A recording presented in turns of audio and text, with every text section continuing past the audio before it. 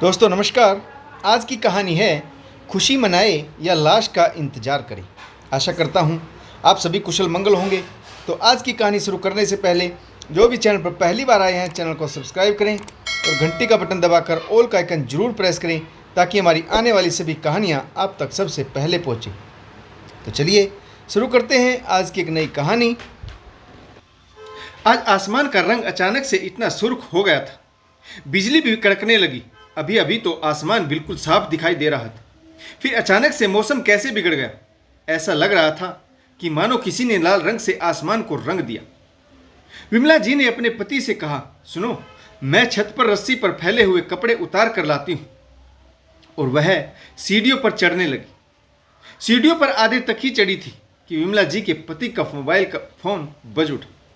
न जाने क्यों मोबाइल की आवाज़ सुनते ही विमला जी के पैर जा के तां रुक गई और अचानक से उनका जी घबराने लगा। जबकि मोबाइल का बजना तो साधारण सी बात है, पर ना जाने क्यों वह सीढ़ियों के से उल्टे पांव उतर आई। आसमान ने भी अब तक बरसना शुरू कर दिया था। छत पर रस्सी पर फैले कपड़े भीग रहे थे। यह तो वह भूल ही गई। जल्दी से पति के पास घबरा कर आई और बोली, किसका फोन था? रिसीव क्यों नहीं किया? राधेश्याम ने कहा, अरे न जाने किसका था, कट गया, बात ही नहीं हो पाई। मौसम खराब होने के कारण शायद नेटवर्क प्रॉब्लम है।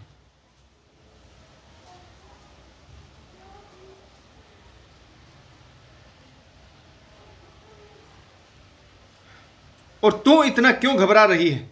मोबाइल बजा है, कोई युद्ध का बिगुल तो नहीं जो रस्सी से कपड़े उतारे बिना ही वापस लौट आई।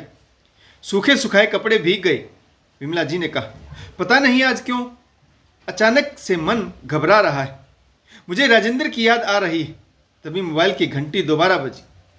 राधेश्याम जी ने फ़ोन रिसीव किया। इस बार विमला जी मोबाइल के बजने पर ध्यान नहीं दे पाई, क्योंकि जैसे ही मोबाइल की घंटी बजी, दूसरी तरफ दूसरे कमरे से बहू के प्रसव की वेदना से कहराने की आवाज़ सुनकर वह बहू के कमरे की तरफ दौड़कर चली गई। विमला जी ने कमरे में जाकर देखा कि उनकी बहू के माथे पर पसीने छूट रहे। मारे दर्द के वह बेहाल है।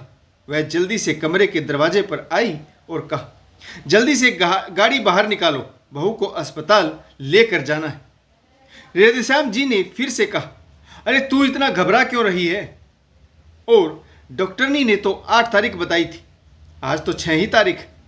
विमला जी ने तेज स्वर में कहा, अब डॉक्टर भगवान से तो बड़े नहीं हैं, ना ही यह पीड़ा तो बच्चा होने की लग रही। जल्दी करो, यह वक्त बहस करने का नहीं। जल्दबाजी में यह सब कहकर विमला जी कमरे के अंदर चली गई और बहू दर्द से बुरी तरह से कहरा रही थी। विमला ने बैग में कुछ पुराने कपड़े और छोटे बच्चे के कपड़े, जरूरी सामान फटाफट रख लिया। खुशी के मारे कुछ देर पहले ही उसकी घबराहट शायद कहीं दब सी गई, लेकिन राधेश्याम कांपते हाथों से गाड़ी बाहर निकालकर ड्राइवर की प्रतीक्षा करने लगे। आंखों का सैलाब न जाने कैसे रोक रखा था।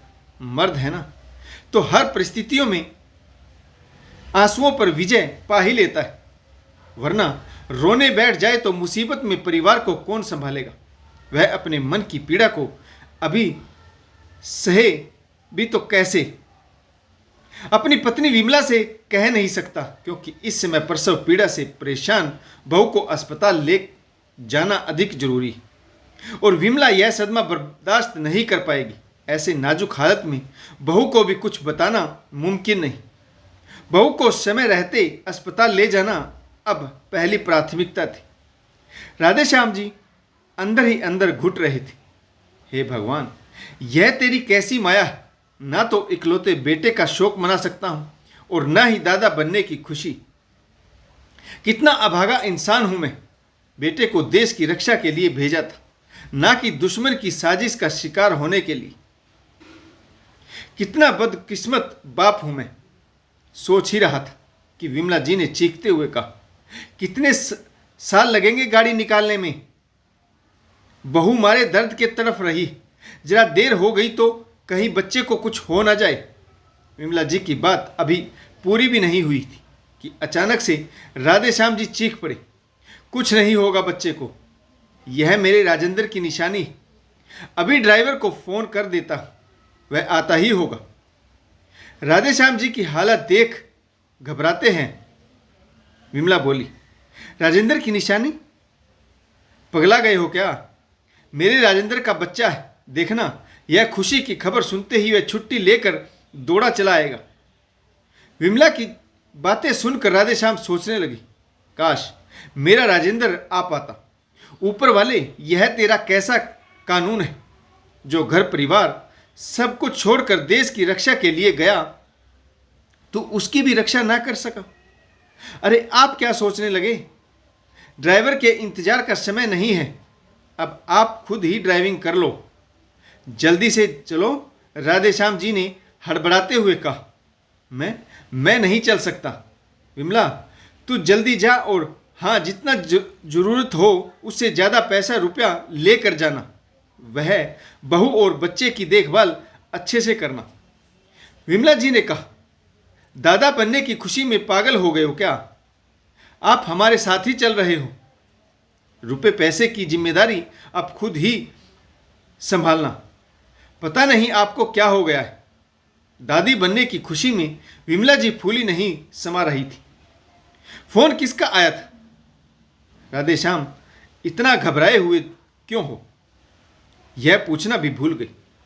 राजेंद्र का पिता राधे श्याम खुशी और गम के बीच उलझ कर रह गया। यह भी नहीं सोच पा रहा था कि विमला के साथ बहू को लेकर अस्पताल जाए, अपने पोते या पोती होने की खुशी मनाए, या देश के लिए शहीद हुए इकलौते जवान बेटे की तिरंगे से लिपटी लाश का इंतजार करे। तो दोस्तों, आपको यह कहानी कैसी लगी कमेंट्स करके जरूर बताइएगा, और इस कहानी में आपको कौन सा किरदार अच्छा लगा जरूर बताइएगा।